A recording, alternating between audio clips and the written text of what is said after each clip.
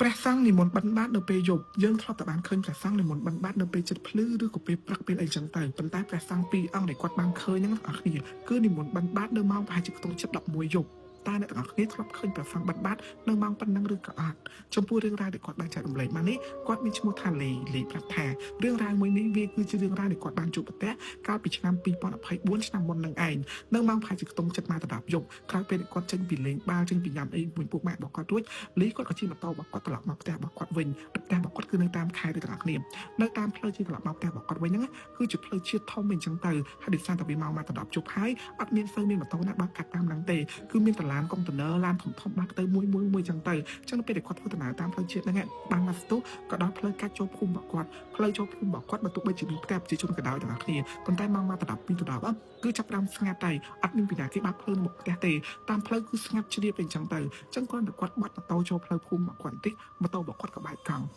នៅពេលដែលម៉ូតូរបស់គាត់បែកកង់គាត់គិតដែរថាចេះសំណាងល្អហើយដែលជិះមកដល់ផ្លូវចូលភូមិព្រោះពីផ្លូវចូលភូមិគាត់ទៅដល់ផ្ទះរបស់គាត់នៅឆ្ងាយពីគ្នាប្រហែលជាខ្ទង់7 គីឡូដីទេអញ្ចឹងគឺងាយស្រួលអីអញ្ចឹងណាបើមិនជាបែកនៅតាមផ្លូវគឺអាចនឹងពិបាកព្រោះតាមផ្លូវអត់មានកន្លែងប៉ះកង់ម៉ូតូប៉ះអីទេគាត់ក៏បដើម៉ូតូចូលក្នុងភូមិហ្នឹងពេលដែលគាត់បដើម៉ូតូទាំងគ្នាភ្លើងម៉ូតូរបស់គាត់គឺនៅភ្លឺធម្មតាទេដោយសារតែគាត់ប្រឆាំងសិនដើម្បីមានពលឺអញ្ចឹងណាអញ្ចឹងគាត់ក៏បដើម៉ូតូបន្តនៅពេលដែលគាត់បដើម៉ូតូបន្តគាត់នឹងក៏អោនមុខប្រឹងរុញម៉ូតូទៅមុខពេលដែលគាត់ងើយមុខមកវិញក៏ស្រាប់តែលេចចេញវត្តមានព្រះសង្ឃពីរអង្គនិមន្តនៅខាងមុខគាត់នឹងឯងនៅឆ្ងាយពីម៉ូតូរបស់គាត់ប្រហែលជា4ទៅ5ម៉ែត្រទេទាំងអស់គ្នាអញ្ចឹងពលឺភ្លើងម៉ូតូរបស់គាត់ក៏ចាំងទៅលើព្រះសង្ឃពីរអង្គហ្នឹងក៏ព្រះសង្ឃពីរអង្គគាត់ក៏និមន្តដើរទៅមុខបន្តទៀតចេះគាត់អត់ងាកមើលមកលីទេហើយលីហ្នឹងក៏គាត់បដើពីក្រោយអញ្ចឹងទៅដំបូងគាត់ក៏ចង់និយាយថាបដើម៉ូតូវ៉ាទៅមុខព្រះសង្ឃដែរប៉ុន្តែគាត់គិតថាចេះធ្វើអញ្ចឹងដូចជាមិនសមព្រោះតាមផ្លូវគឺវាល្ងឹតខ្លាំងមែនតើបើមិនជាគាត់របៀបថាយកម៉ូតូរុញទៅមុខទៀតគឺព្រះសង្ឃអាចនឹងល្ងឹតពិបាកដើរបាក់អីចឹងណាអញ្ចឹងគាត់ក៏រុញម៉ូតូពីក្រោយពេលគាត់រុញម៉ូតូពីក្រោយហ្នឹងគាត់ក៏បានស្រែកសួរដែរថាចាលោកបងនិមន្តទៅណាអ្នកស្រុកនិមន្តទៅផ្ទះមែនឬមួយក៏មិនអីចឹងណាដោយសារគាត់ថាចានៅក្នុងភូមិរបស់គាត់គឺអត់មានវត្តទេអញ្ចឹងធម្មតានៅស្រុកព្រះសង្ឃនិមន្តអញ្ចឹងបើមិនជាគាត់មុននិមន្តបានទេក៏គាត់និមន្តទៅផ្ទះរបស់អ្នកស្រុកដែលគេនិមន្តគាត់ទៅអញ្ចឹងទៅអញ្ចឹងគាត់ក៏បដើហើយប៉ុន្តែព្រះសង្ឃហ្នឹងនៅពេលគាត់ស្រែកសួរគឺអត់មានសង្ឃដីកាត្រឡប់មកគាត់វិញទេអញ្ចឹងលីគាត់ក៏បដើម៉ូតូពីក្រោយអញ្ចឹងរហូតដល់គ្នាគាត់បដើម៉ូតូពីក្រោយអញ្ចឹង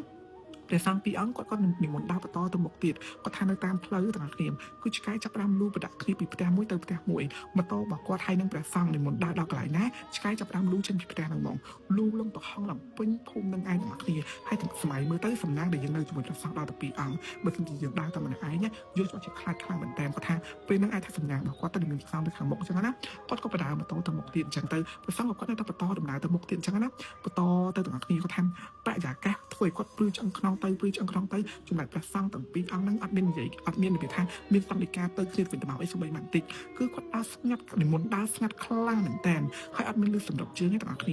គឺរបៀបស្ងាត់មែនតើមកដូចគាត់នៅតែឯងអញ្ចឹង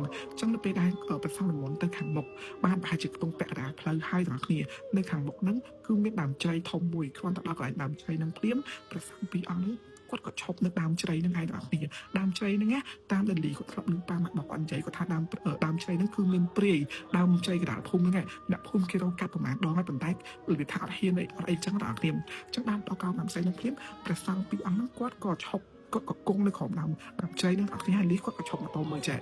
គាត់ក៏សួរថាលោកបងឈរនឹងទៅអីនិមន្តគង់នឹងទៅអីមិនទៅមុខទៀតទៅកន្លែងណាខ្ញុំជូនទៅអីចឹងណាចឹងព្រះសង្ឃគាត់ក៏និមន្តឈរហើយគាត់ក៏ងើយមុខឡើងទៅខាងលើទាំងពីរនាក់ងើយមុខឡើងទៅលើហើយដល់គ្នាដឹងអីដែលលីបានឃើញអត់ព្រះសង្ឃទាំងពីរអង្គងាកមកមើលមុខគាត់ទាំងមុខស្មៅថេញមុខឡើងខ្មៅដូចថាមុខខ្មៅប៉ែមិនខ្មៅល្ងឹតដូចខ្មៅអីទេគឺមុខខ្មៅប៉ែព្រះសង្ឃទាំងពីរអង្គហ្នឹងគាត់ក៏វាឡើងទៅលើដើមជ្រៃនឹងបាត់ទាំងអស់គ្នាវាឡើងទៅខាងលើបាត់ហ្មងហើយពេលវាឡើងទៅនេះនេះគាត់ដឹងហើយថាអីគាត់ជួបនឹងមិនជាមនុស្សយ៉ាងទេគាត់ក៏ព្យាយាមរុញម៉ូតូទៅខាងមុខទៀតគាត់ធ្វើធម្មតាគាត់ព្យាយាមទប់អារម្មណ៍អត់ឲ្យស្រែកឲ្យខ្លាចអីទាំងអស់គាត់រុញម៉ូតូទៅមុខទៀតទាំងអស់គ្នារុញម៉ូតូទៅរហូតទៅដល់ផ្ទះគាត់ទៅដល់ផ្ទះរបស់គាត់ភ្លាមគឺគាត់ធូរទ្រូងមែនតែនហើយនៅពេលហ្នឹងគាត់ក៏បានប្រាប់ម៉ាក់ប៉ារបស់គាត់ដែរថាគាត់បានជួបអីនៅកន្លែងដើមជ្រៃហ្នឹងអញ្ចឹងទៅអញ្ចឹងម៉ាក់ប៉ារបស់គាត់ក៏ថាចឹងបើគេមកឲ្យយើងឃើញតែប៉ុណ្្នឹងទេបានតែគេមិនចង់ធ្វើបាបយើងអីទេគេគាត់តែមកលោលេងអីអញ្ចឹងណាប៉ុន្តែលីគាត់ឈឺទាំងអស់គ្នាស្អីដែលគាត់ឃើញគឺគួរឲ្យខ្លាចខ្លាំងពេកចាគាត់មើលទៅជា ជាព្រះសង្ឃតែយើងឃើញគឺជាព្រះសង្ឃហើយសក់គឺយើងបានឃើញវាឡើងដូចអាំជ្រៃចឹងទៅយើងទាំងគេណាគេមិនខ្លាចគឺគាត់ខ្លាចមែនតើប៉ុន្តែគាត់អុកស៊ីហ្សែនធ្វើធម្មតាចឹងណាគាត់គ្នាហើយគាត់ថាអាពេលដែលគាត់ជួបនឹងក៏វាកន្លងផុតទៅបានប្រហែលជាខ្ទង់ពីក្រោយមកមិញរបស់គាត់ដែលមានផ្ទះនៅម្ដងអាំជ្រៃនឹងដែរមិញរបស់គាត់បានជួបទាំងគ្នាគឺជួបរូបរាងជាព្រះសង្ឃដូចគាត់បានឃើញនឹងអញ្ចឹងមិញរបស់គាត់ក៏ថាចេះពេលហ្នឹងគឺគាត់បាននិយាយរឿងហ្នឹងប្រាប់ទៅនឹងរបស់គាត់ដែរមិនមកគាត់ក៏និយាយប្រាប់វិថាចាអាលីហើយឃើញដូចអញឃើញសាហាវជាងនឹងទៀតនៅមកប្រហែលជាខ្ទង់ជិតម៉ោង2ទៅ10ជប់វិញគាត់ហ្នឹងគាត់ចុះមកខាងក្រោមផ្ទះដើម្បីសារកៅអៅសាមេរងភ្លៀងខ្លាំងមែនតើពេលគាត់កំពុងសារកៅអៅដែលនៅជាប់មួយលបងនេះកំពុងតែទាញសារសັບតងាកទៅកន្លែងលបងដែលនៅទល់មុខគាត់នឹងមកទាំងគ្នាគឺឃើញព្រះសង្ឃពីរអង្គនិមន្តនៅមុខលបងហ្នឹងហ្មងឈប់នៅទល់មុខរបស់គាត់ឈប់នៅទល់មុខគាត់ហ្នឹងហ្មងទាំងគ្នាឈរទឹកមុខស្មើមើលមុខគាត់ចេះសុកគឺលេចចេញព្រះសង្ឃពីរអង្គហ្នឹងហ្មងអញ្ចឹងមីងរបស់គាត់ដោយសារតែគាត់បានគិតថាជាខ្មោចអីចឹងគាត់ក៏សួរថាចេះលោកបងនិមន្តធ្វើអី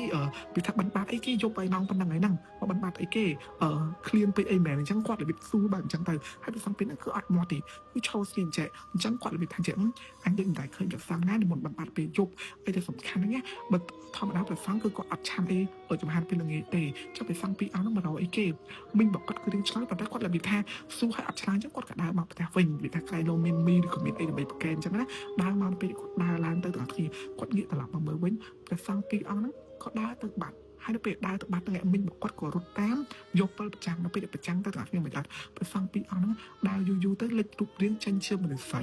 ឬជាមនុស្សស្រីពាក់ឈុតសហ្មងដើរតាមផ្លូវហ្នឹងហ្មងអាហ្នឹងគឺជាអីដែលមីងរបស់គាត់បានឃើញនឹងឯងអស់គ្នាឡើងអស់គ្នានេះគឺជារឿងអីដែលលីក៏បានជួបប្រទះចឹងណាសាច់រឿងដែលលីក៏បានចែករំលែកមកហ្នឹងក៏មានតែប៉ុណ្្នឹងដែរបើសិនជាអ្នកទាំងអស់គ្នាមានរឿងចែករំលែកកុំភ្លេចឆាតមកក្នុង account IG របស់ខ្ញុំឬក៏ឆាតមកក្នុង Telegram របស់ខ្ញុំក៏បានដែរ